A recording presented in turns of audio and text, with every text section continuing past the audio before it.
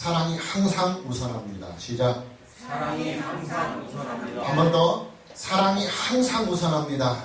사랑이 항상 우선합니다. 할렐루야. 네. 여러분, 복음을 잉태하고 복음을 낳은 것은 하나님의 사랑입니다. 참고구절 요한복음 3장 16절입니다.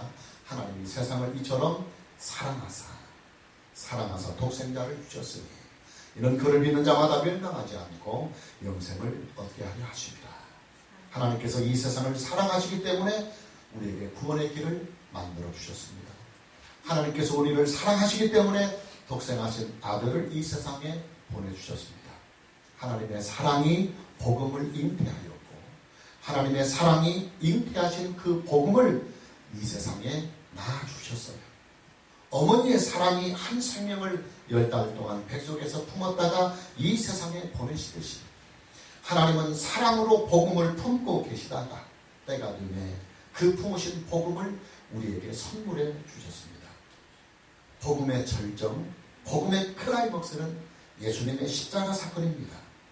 예수님은 자신의 죽음으로 우리의 죄를 대속해 주셨습니다. 예수님 자기 자신의 피로써 우리의 죄를 속죄해 주셨습니다. 예수님의 십자가의 고난으로서 우리가 받아야 할 죄에 대한 징계를 예수님이 대신 다 받아주셨습니다. 하나님이 인간을 위해서 자기의 생명을 속죄의 제물로 드리셨습니다. 하나님이 사람의 죄를 대신해서 십자가를 지셨습니다. 창조자가 피조물을 위해서 죽임을 당하신 것입니다. 성경은 우리에게 예수님의 십자가 사건을 이렇게 소개하고 있습니다. 계속해서 참고구절 로마서 5장 8절에 보면 우리가 아직 죄인이었을 때에 그리스도께서 우리를 위하여 죽으심으로 하나님께서 우리에게 대한 자기의 사랑을 확증하셨다. 예수님의 십자가 사건은 하나님이 우리를 사랑하시는 결정적인 증거요 가장 확실한 증거라고 성경은 말씀하고 있습니다. 이게 무슨 말씀입니까? 저체로 하나님의 사랑은 말이 아니라 행함이요 위선이 아니라 진실함이다 그 말입니다. 하나님의 사랑은 예수님의 십자가 사건으로 실천이 되셨습니다. 하나님의 사랑은 예수님의 십자가 사건으로 그 진실성이 우리에게 증명이 되셨습니다. 둘째는 이 십자가의 증거, 이 하나님의 사랑의 증거가 있는 한 우리는 이 증거를 붙잡고 어떤 상황에서도 구원을 받을 수 있고 그리고 하나님의 사랑을 받을 수 있다고 하는 말입니다. 비록 우리가 죄인 되었을지라도 우리는 좌절하거나 절망하거나 두려워하지 말아야 합니다. 왜냐하면 우리는 예수님의 십자가 사건으로 구원을 받을 수 있는 길이 있고 또 예수님의 십자가 사건으로 우리는 하나님의 사랑을 받을 수 있기 때문입니다. 오늘 저와 여러분 모두에게 복음 안에서 하나님의 사랑을 깊이 만나는 은혜가 있기를 주님의 이름으로 축복합니다. 두 번째로 복음이 요구하는 가장 우선하는 명령. 복음이 요구하는 가장 우선하는 명령은 사랑입니다. 사랑. 본문 15절입니다. 너희가 나를 사랑하면 나의 계명을 지키리라. 사랑은 말이 아니라 행함과 진실함입니다. 하나님의 사랑이 십자가 사건을 통해서 우리에게 증명이 된 것처럼 또 예수님의 사랑이 십자가 사건을 통해서 우리에게 온전하게 나타나시는 것처럼 우리가 예수님을 사랑하고 우리가 하나님을 사랑한다고 한다면 말로만 사랑하지 말고 하나님 앞에 행함과 진실함을 보이라는 말입니다. 그 행함과 진실함을 어떻게 보이느냐? 예수님이 자기를 믿는 자들에게 주신 계명을 지키는 일입니다. 그 계명이 뭡니까? 요한복음 13장 34절 참고구절입니다. 새 계명을 너에게 주노니 서로 사랑하라. 서로 사랑하라. 내가 너희를 사랑한 것 같이 너희도 서로 사랑하라. 믿는 자들끼리 아웅다웅하지 말고 서로 사랑하라는 계명입니다. 예수님이 죄인들을 사랑하듯이 예수님을 믿는 이 땅의 모든 사람들은 다 형제와 이웃을 사랑하고 심지어는 죄인들까지라도 사랑하라고 하는 이 사랑의 계명입니다. 그래요 여러분, 복음은 복음을 믿는 모든 사람들에게 필연적으로 사랑의 실천을 강력하게 요구하고 있습니다. 왜냐? 복음의 본질이 사랑이기 때문입니다.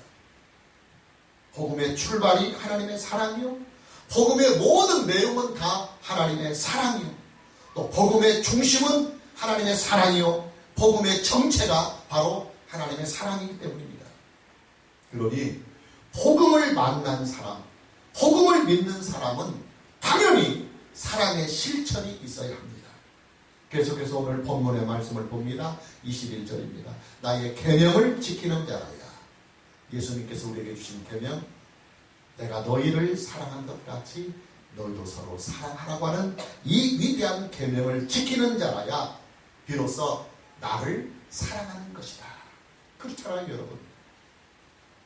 사랑은 말이 아니요 행함이요 진실함입니다. 예수님을 사랑하면 당연히 예수님께서 말씀하신 계명을 잘 지켜야만 합니다. 본문 23절에서 예수님은 이렇게 말씀하십니다. 사람이 나를 사랑하면 내 말을 지키리니. 또 24절, 나를 사랑하지 아니하는 자는 내 말을 지키지 아니한다. 여러분, 그렇잖아요. 우리가요, 누군가를 진실하게 사랑하게 되면 사랑하는 그 사람에게 나를 맞추어 갑니다. 우리가 누군가를 진실하게 사랑하게 되면 나는 사랑하는 그 사람이 좋아하는 일을 자발적으로 하기 위하여 참여합니다. 내가 사랑하는 그 사람을 기쁘게 해주려고 몸과 마음이요 자동으로 움직여 갑니다. 우리가요, 누군가를 진실하게 사랑하게 되면 자존심을 버리는 일도 기쁨으로 합니다. 내가 누군가를 진실하게 사랑하게 되면 굳은 일도 기쁨으로 감당합니다. 내가 누군가를 진실하게 사랑하게 되면 사랑하는 사람을 위해서 하는 모든 일들이 다 행복감으로 느껴집니다. 우리가 예수님을 진정으로 사랑한다고 한다면 예수님께서 우리에게 주신 계명을 지켜나갈 것입니다. 너희는 서로 사랑하라고 하신 그 계명을 우리는 행복한 마음으로 지켜갈 수 있을 것이며 기쁨으로 지켜갈 것입니다. 복음이 요구하고 있는 가장 강력한 그리고 가장 우선적인 명령은 바로 서로 사랑하라고 하는 이 명령입니다. 사랑은 일보다도 항상 우선합니다. 한번 따라서 사랑은 일보다도 항상 우선한다. 우리는 가끔씩 착각에 빠지는 경우가 있어요. 교회 안에서 주님의 일을 하다가 서로 교인들끼리 다툽니다. 일을 하다가 사람을 다치게 하고 일을 하다가 사람들에게 상처를 줍니다. 일을 하다가 교회 안에서 파랑이 생기고 그리고 파벌이 생기고 일을 하다가 시기와 질투와 분쟁이 만들어집니다. 그러나 여러분, 일보다도 더 중요한 것은 서로 사랑하는 것입니다. 하나님께서 세상을 권하는 이 능력과 이 힘은 하나님의 사랑에 있는 것이지 일의 열심에 있는 것이 아니에요. 하나님의 영광은 사랑을 통해서 나타나는 것이지 일을 통해서 하나님의 영광이 나타나는 것 아니에요. 여러분, 우리는 착각하지 말아야 합니다. 우리는 일을 많이 하면 하나님께서 영광을 받으실 것이라고 생각합니다. 물론 그런 점도 없지 않아 있어요. 그러나 일보다도 더 중요하고 일보다도 우선하는 것이 사랑입니다. 우리가 사랑하게 될 때 하나님은 그 사랑의 현장을 통해서 최고의 영광을 받으시는 것입니다. 가정에서도 이 룰은 적용됩니다. 부모님들이요, 일 때문에 자녀를 사랑할 수 있는 여유를 갖지 못한다고 한다면 그것은 지혜로운 일이 아닙니다. 그것은 절대로 축복된 일이 아닙니다. 가정에서도 언제나 사랑이 가장 우선이어야 합니다. 사랑은 능력보다도 항상 우선합니다. 또 따라서 사랑은 능력보다도 항상 우선한다. 하나님은 능력으로 세상을 구원하는 것이 아닙니다. 하나님의 창조는 능력으로 하셨습니다. 그러나 타락한 이 세상을 구원하는 그 구원의 능력은 하나님의 능력이 아니라 하나님의 사랑이에요. 하나님이 자기 희생을 통하여 세상을 구원하시는 것입니다. 한국교회는 능력이라고 하면 아주 환장을 합니다. 그래서 능력만 나타나면 이단도 좋고 능력만 나타나면 사이비도 환영합니다. 능력만 나타나면 그것이 하나님의 계신 자리요, 능력만 나타나면 그것이 하나님이 역사하는 자라고 성도들은 믿습니다. 능력만 나타나면 그 사람을 교주로도 모시고 능력만 나타나면 자신의 생명과 가족들의 인생을 다 거기에 걸어버립니다. 그러나 여러분, 능력보다도 항상 사랑이 우선합니다. 참고구절 고린도전서 13장 1절과 2절입니다. 내가 사랑의 방언과 천사의 말을 할지라도 사랑이 없으면 소리나는 구리와 울리는 꽹과리가 되고, 내가 예언하는 능력이 있고 모든 비밀과 모든 지식을 알고 또 산을 옮길 만한 모든 믿음이 있을지라도 사랑이 없으면 내가 아무것도 아니다. 능력이 있는 사람보다는 사랑이 있는 사람이 더 존경을 받게 하는 것, 이것이 바로 복음이고 이것이 성경입니다. 세상은 사람보다도 능력 있는 사람을 존경합니다. 그러나 성경은, 하나님의 복음은, 예수를 믿는 우리의 신앙은 능력 있는 사람보다도 사랑이 있는 사람이 더 존중받고 존경되게 하는 것이 바로 복음이요 성경입니다. 능력에 환장하는 교회가 아니라 사랑에 환장하는 교회를 만드는 것이 바로 복음이고 하나님의 말씀입니다. 또 사랑은 교회 부흥보다도 항상 우선합니다. 한 번 더 따라서, 사랑은 교회 부흥보다도 우선합니다. 사랑은 교회 부흥보다도 항상 우선합니다. 한국 교회 부흥은 이미 전설이 된 지 오래입니다. 신약의 역사 2000년 동안 한국 교회처럼 부흥한 일은 역사상 거의 없어요. 교회가 이렇게 많고 목사들이 이렇게 많고 신학교가 이렇게 많은 나라는 지구상에 오직 우리나라뿐이에요. 그러나 안타깝게도 한국교회의 130년의 역사는 부흥에는 성공했을지 모르나 사랑하는 일에는 실패했습니다. 겉모양은 거대하고 겉모양은 화려하지만 속은 시기와 분쟁과 탐욕으로 얼룩져 있는 것이 한국교회의 130년의 역사입니다. 왜 이런 현상이 생기느냐?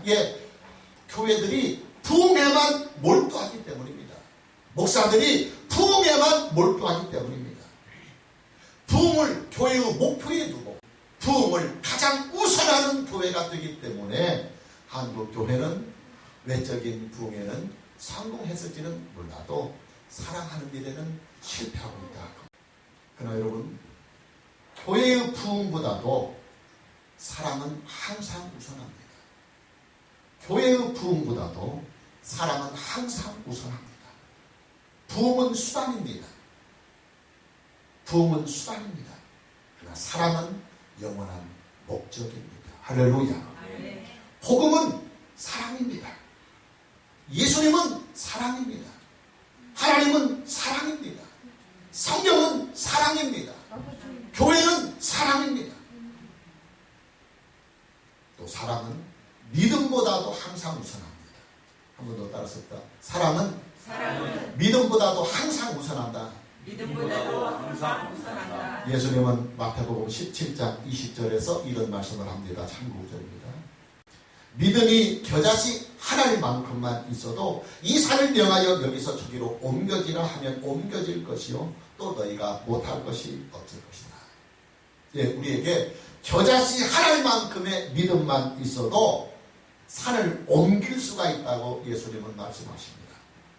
믿음이 작은 자들에게 믿음의 소중함을 일깨우시는 말씀입니다. 그러나 또 성경은 또 이렇게 말씀합니다. 산을 옮길 만한 믿음이 네게 있다 할지라도 만일 네게 사랑이 없다고 한다면 그 믿음은 아무것도 아니다. 참고구절 다시 봅니다. 고린도전서 13장 2절입니다. 내가 예언하는 능력에서 모든 비밀과 모든 지식을 알고, 그 다음 문장, 또 산을 옮길 만한 모든 믿음이 있다 할지라도, 산을 옮길 만한 모든 믿음이 있을지라도 사랑이 없으면 내가 아무것도 아니다. 사랑은 믿음보다도 항상 우선합니다. 그래서 우리가 잘 아는 고린도전서 13장 13절에 보면 그런 믿음, 소망, 사랑 이 세 가지는 항상 있을 것이되 그 중에 제일은 사랑이다. 할렐루야. 그래요 여러분, 사랑이 없는 믿음은 거품입니다. 그리고 사랑이 없는 믿음은 이기주의입니다. 그리고 사랑이 없는 믿음은 죽은 것입니다. 오늘 저와 여러분 모두에게 사람들에게는 사랑으로 존경받고 또 하나님께는 사랑으로 영광을 드릴 수 있는 이런 은혜가 있기를 주님의 이름으로 축복합니다. 세 번째, 성령은 믿는 자들 안에서 사랑을 성취해 가십니다. 성령은 믿는 자들 안에서 사랑을 성취해 가십니다. 요한복음 14장의 배열을 우리가 좀 눈여겨보아야 합니다. 예수님은 본문 15절에서 이런 말씀을 하십니다. 너희가 나를 사랑하면 나의 계명을 지키리라. 그리고 바로 계속해서 그 사랑의 계명에 대하여 쭉 말씀을 해야 이게 논리 전개상 자연스러워요. 그런데 그 말을 딱 하시고 나서 바로 이어서 16절과 17절에는 보혜사 성령에 대하여 말씀합니다. 내가 아버지께 구하겠으니 그가 또 다른 보혜사를 너희에게 주사 영원토록 너희와 함께 있게 하리니. 그러면서 보혜사 성령 말씀을 합니다. 그리고 오늘 본문에 와서 다시 사랑에 대하여 말씀하십니다. 말씀의 배열이 잘 안 맞는 느낌을 받습니다. 우리가 보통 어떤 논리를 전개해 나가려고 한다면 하나의 주제를 쭉 설명하고 난 후에 비로소 다른 주제로 넘어가는 것이 상식입니다. 이 말을 했다가 저 말하고 또 저 말을 했다가 이 말을 하면 말들이 뒤죽박죽이 되어서 논리 전개가 안 됩니다. 자, 그런데 요한복음 14장의 말씀의 배열을 쭉 보면 예수님께서 사랑에 대하여 15절에 말씀하시고 바로 이어서 16절서부터 보혜사 성령에 대하여 말씀하신 후에 다시 21절서부터 사랑에 대하여 말씀하십니다. 성경학자들은 이 문제를 이렇게 풀어가고 있습니다. 예수님은 지금 제자들에게 사랑에 대하여 말씀하고 계십니다. 내가 너희를 사랑한 것 같이 너희도 서로 사랑하라고 말씀하십니다. 문제는 제자들에게 아직은 예수님의 그런 사랑을 그들도 함께 실천할 수 있는 그런 은혜가 아직은 부족하다는 것. 어떻게 예수님의 사랑을 감히 제자들이 실천할 수 있겠습니까? 당연히 불가능할 것입니다. 그런 제자들의 고민을 아시고 예수님은 그들에게 성령을 약속해 주시는 것입니다. 그래서 15절에 예수님께서 너희가 나를 사랑하면 내 계명을 지켜야 한다. 그렇게 말씀하신 후에 그러나 이것이 불가능한 것처럼 느껴지지. 그러나 이것이 불가능하지 않은 것은 내가 가면 아버지께 구하여서 아버지가 너희에게 보혜사 성령을 보내실 것이다. 그리고 성령이 너희에게 임하시면 그 성령이 너희를 도와서 능히 나의 사랑을 너희들도 함께 실천하고 성취해 갈 수 있도록 성령이 너희를 도우실 것이다. 할렐루야. 이게 바로 문맥적 성경 해석입니다. 성경의 앞뒤 문맥을 서로 잘 살펴서 문맥에 맞는 해석을 하는 성경적 해석 방법입니다. 그리고 여러분, 인격적으로 부족한 우리가 예수님의 사랑을 실천하려고 한다면 성령을 적극적으로 의지해야만 합니다. 우리는 이기적입니다. 우리는 다 계산적입니다. 우리는 속도 좁습니다. 이런 우리가 예수님의 사랑을 가지고 형제와 이웃을 사랑한다고 하는 것은 사실상 불가능합니다. 그런데 그 불가능한 일이 현실적으로 가능하게 되는 것이 어떤 현상으로 될 수 있느냐? 성령이 우리에게 오셔서 성령이 우리를 감화하고 성령이 우리를 감동하고 성령이 우리에게 예수의 인격으로 우리를 감동시킬 때에 우리는 그 성령의 은혜를 가지고 예수님의 사랑을 능히 이 땅에 실천해 갈 수 있을 것이다. 그 말입니다. 할렐루야. 네. 한국교회는 그동안 성령에 대한 이해가 너무나 유치했어요. 성령 운동을 자꾸만 능력이나 은사에 맞추려고만 했어요. 성령을 치유나 신비 체험이나 아니면 교회 부흥에만 자꾸만 이용하려고 했습니다. 그러나 여러분, 성령은 복음을 위해서 우리에게 오셨습니다. 그리고 그 복음의 주제는 바로 하나님의 사랑입니다. 하나님의 사랑이 예수님을 우리에게 보내셨고 하나님의 사랑이 예수님을 십자가에 매달려서 우리의 죄를 대속해 주셨습니다. 하나님의 사랑이 예수님을 죽은 자 가운데서 다시 살리셔서 그를 구원자로 세우신 것입니다. 하나님의 그 사랑이 바로 복음이요. 예수님의 그 사랑이 복음인 것입니다. 그러니 올바른 성령운동은 바로 사랑을 실천하는 일입니다. 할렐루야. 올바른 성령운동, 성경적인 성령운동은 예수 믿는 사람들이 이 땅에서 서로 사랑하라고 하는 예수님의 그 말씀대로 형제와 이웃들을 적극적으로 사랑해가는 운동, 이것이 바로 진정한 성령운동입니다.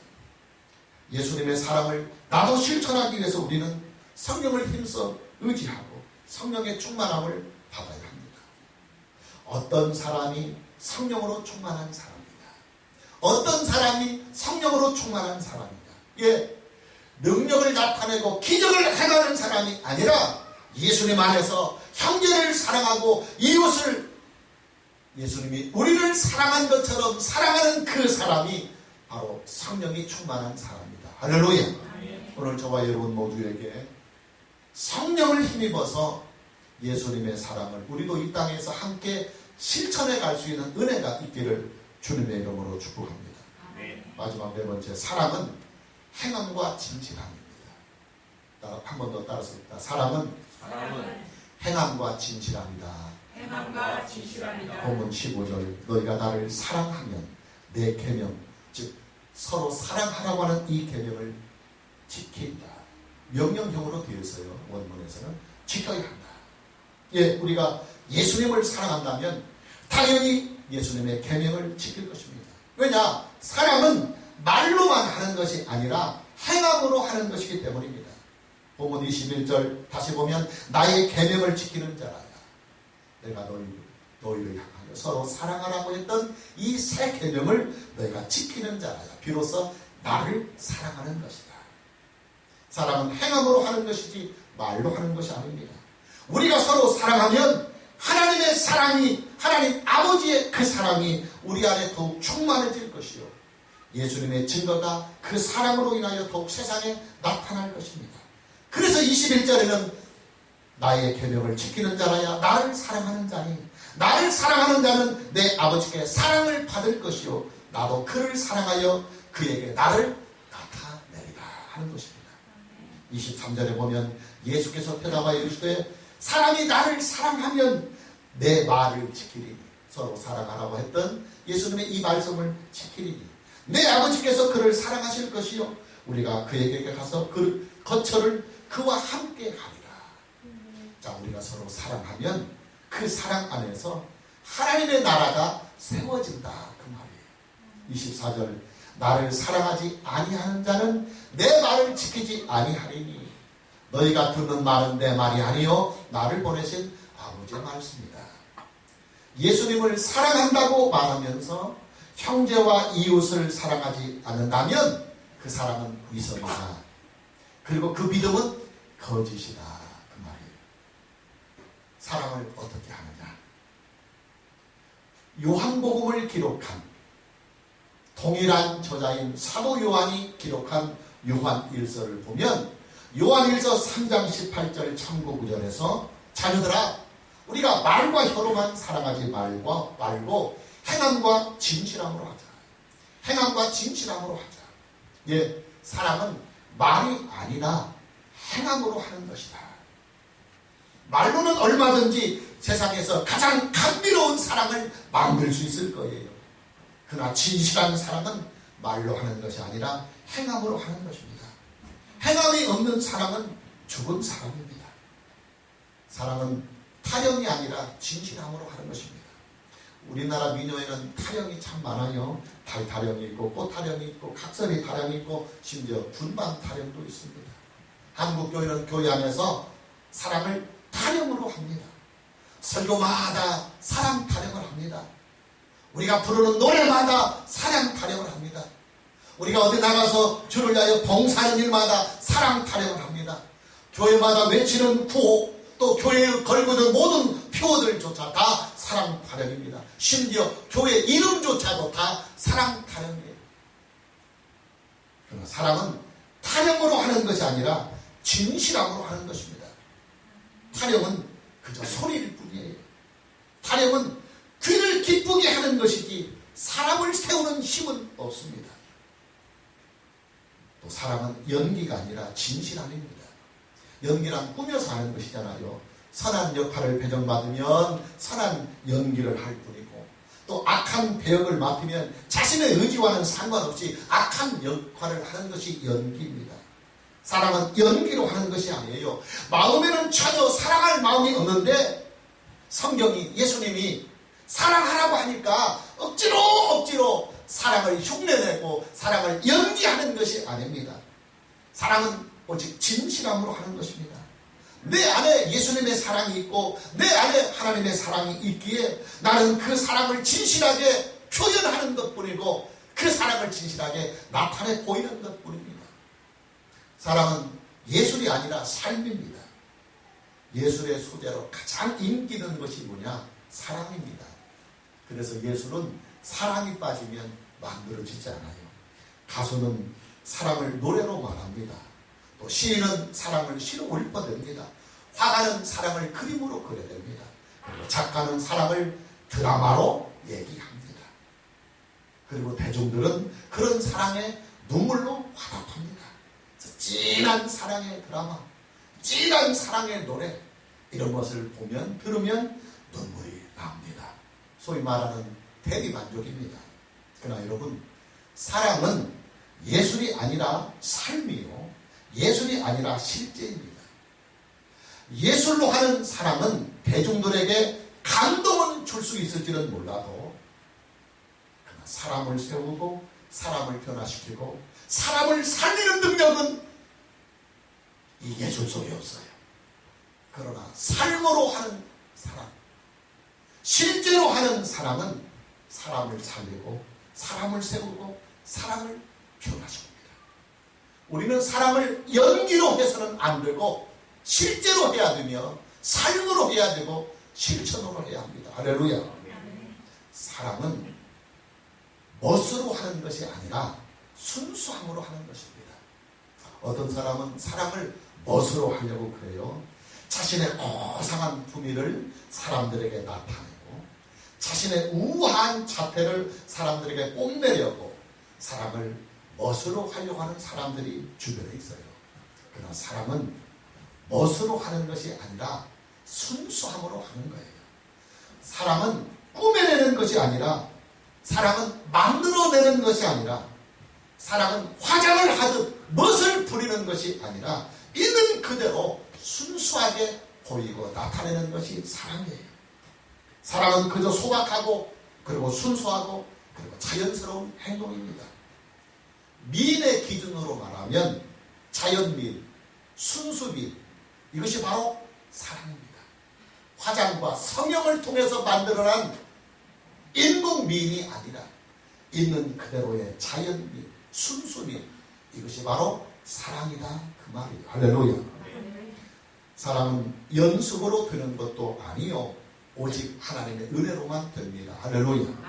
가끔씩 보면 사랑을 연습하려고 하는 사람들이 우리들 주변에 보입니다. 길을 가는 사람들에게 억지 웃음을 보이면서 사랑합니다 하고 이렇게 연습합니다. 사랑하는 훈련을 하는 거죠. 간단한 먹을거리 이렇게 사람들에게 제공하면서 사랑을 표현하면서 사랑의 연습들을 시킵니다. 그러나 여러분, 사랑은 연습으로 되는 것이 아니에요. 백날 사랑을 연습하고 백날 사랑을 훈련을 해봐도 그것은 연기일 뿐이 연기. 사랑은 하나님의 은혜로 하는 거예요. 할렐루야. 하나님의 은혜가 내 안에 충만할 때 나 자신도 모르게 나는 어느덧 이웃을 사랑하고 형제를 사랑하는 사랑의 사람으로 나도 모르게 바뀌어져 가는 거예요. 할렐루야. 마무리하려 갑니다. 예수님은 사랑이십니다. 하나님은 사랑이십니다. 그러니 우리가 예수님을 믿고 하나님을 믿는다고 한다면 당연히 우리 안에 예수님의 사랑, 그 하나님의 사랑이 있어야 합니다. 그잖아요. 왜냐하면 믿음이라고 하는 것은 연합이라고 그랬어요.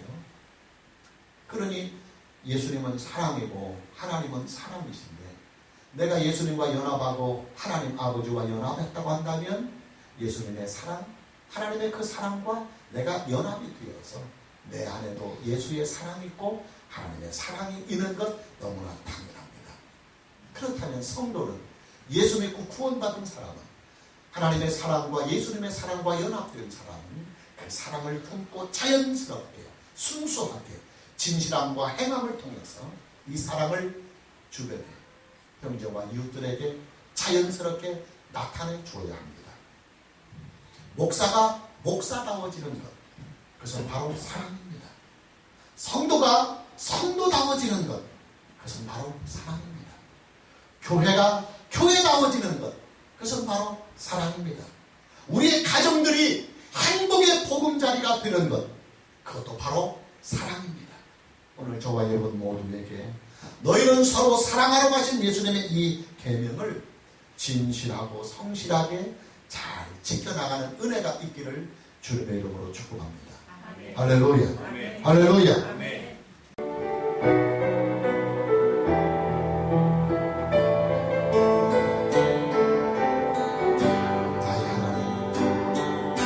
나의 하나님, 그 크신 사랑 나의 마음속에 언제나